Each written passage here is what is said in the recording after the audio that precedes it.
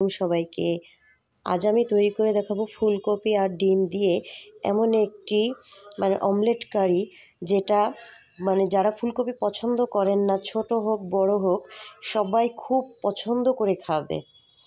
ফুলকপিটাকে আগে আমি ফুলের অংশটা যেটা থাকে এটা একটু গ্রেটার দিয়ে, চিকন অংশটা দিয়ে এরকম করে একদম গ্রেট করে নিয়েছি। একদম চালের গুঁড়োর মতো দেখতে হয়েছে। এটা আপনারা চাকু দিয়ে ইচ্ছে করলে করতে পারবেন। চাকু দিয়ে একটু খুব কুচো করে নিতে হবে, খুব সুন্দর করে। আমি এখানে দিয়ে দিচ্ছি এই যে চায়ের চামচটা দেখছেন আমার হাতে, এই চামচটার আমি হাফ চামচ দিয়ে দিয়েছি রসুন বাটা, হাফ চামচ আদা বাটা, এবং 1/4 ভাগ, এই চামচের 1/4 ভাগ আমি দিয়ে দিচ্ছি হলুদ গুঁড়ো, এবং দিয়ে দেবো এখন মরিচ গুঁড়ো, একটু জিরে গুঁড়ো, এবং একটু স্বাদ মতো লবণ দিয়ে দিচ্ছি।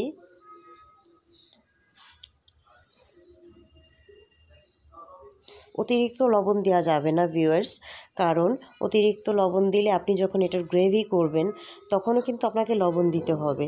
সো এখন দেওয়া যাবে না, অতিরিক্ত লবণ এখন দেওয়া যাবে না। আমরা ডিম অমলেট করতে যেমন লবণ দিই মোটামুটি পরিমাণের, ওইভাবেই দিতে হবে। একটু মিক্স করে নিলাম ভালো করে, এবং এখন আমি 3টা ডিম দিয়ে দিলাম। ডিম 3টে দিয়ে আমি খুব সুন্দর করে এটাকে মিক্স করে নেব।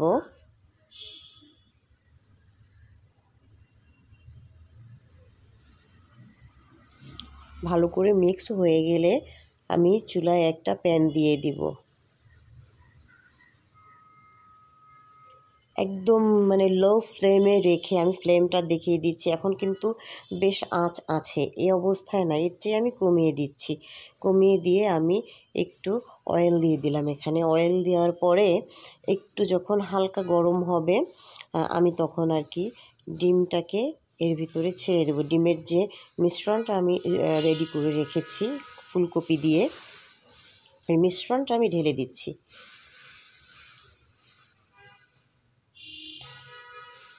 খুব সুন্দর করে গোল করে দিয়ে আমি এটাকে ঢেকে দেবো। ভিউয়ার্স, এটা সবসময়ের জন্য মনে রাখবেন আপনারা যে এটা ঢেকে ঢেকে দিয়ে আস্তে আস্তে জাল দিয়ে এটা যাতে ভালো করে আর কি ফুলকপিটা সিদ্ধ হয়।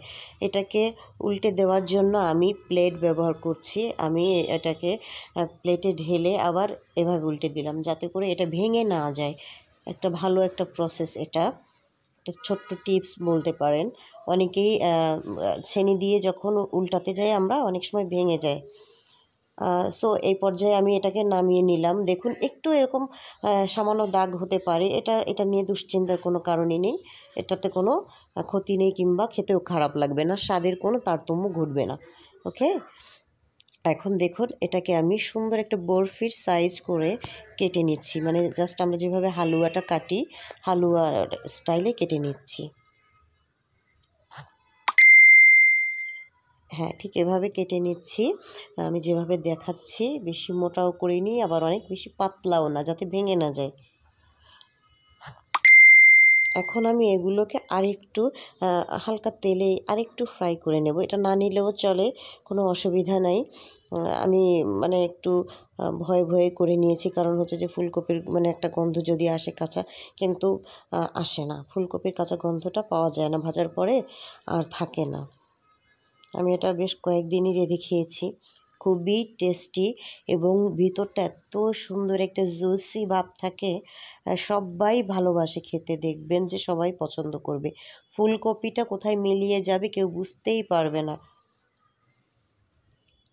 এবং ফুলকপির জন্য ভিতরটা খুব সুন্দর একটা সফটনেস আসবে, খুব সুন্দর সফটনেস থাকবে, ভালো লাগবে।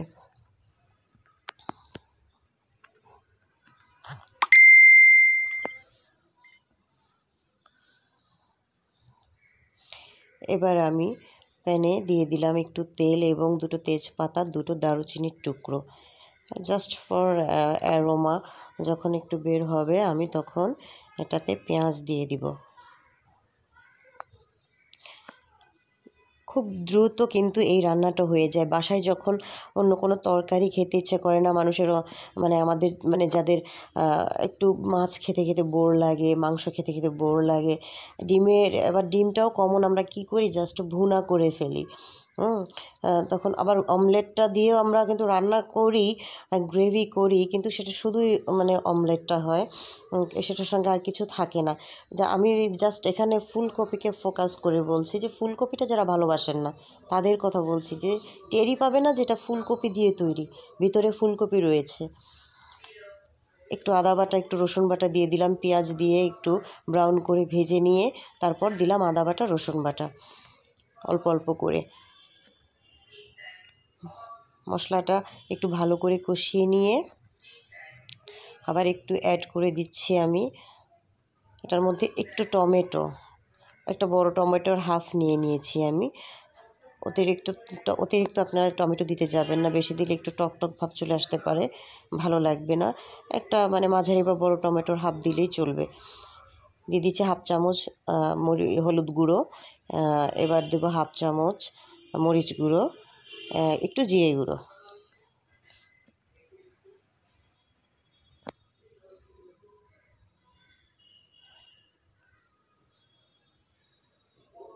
খুব মজার এবং খুব তাড়াতাড়ি একটা রান্না হয়ে যাবে।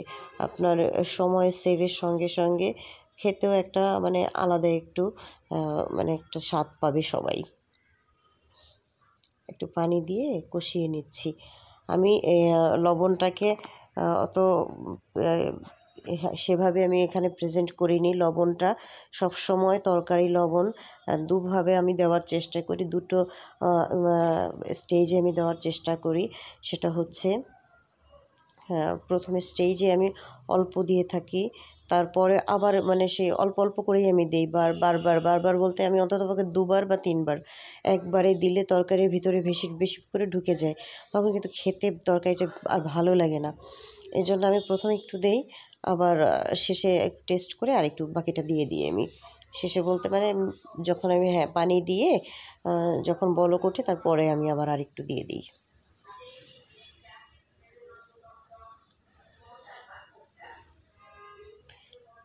দুটো কাঁচামরিচ আমি দিয়ে দিচ্ছি, অনলি ফর ফ্লেভার, আবার দেখার সৌন্দর্য বটে।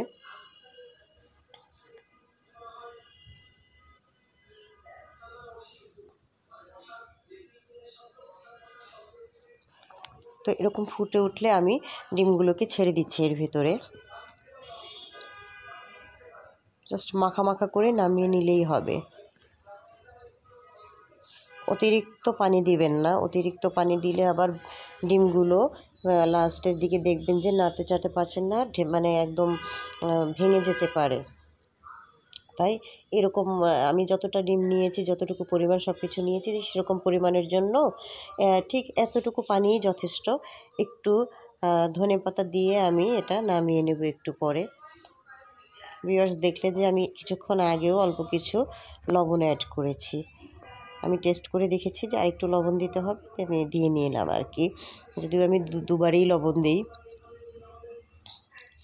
এই যে আমি এভাবে তুলে নিয়েছি, দেখুন মাখা মাখা একটা গ্রেভি ছিল এবং ভিতরটা এত জুসি, এত সুন্দর খেতে। যারা ভালোবাসে না ফুলকপি খেতে তারাও খাবে, আমি একদম মানে 100% শিওর। আবার বলি যারা মানে যাদের ভালো লাগবে তারা অবশ্যই একটা লাইক দিবেন, চ্যানেলটা সাবস্ক্রাইব করবেন। আজ এ পর্যন্তই, খোদা হাফেজ।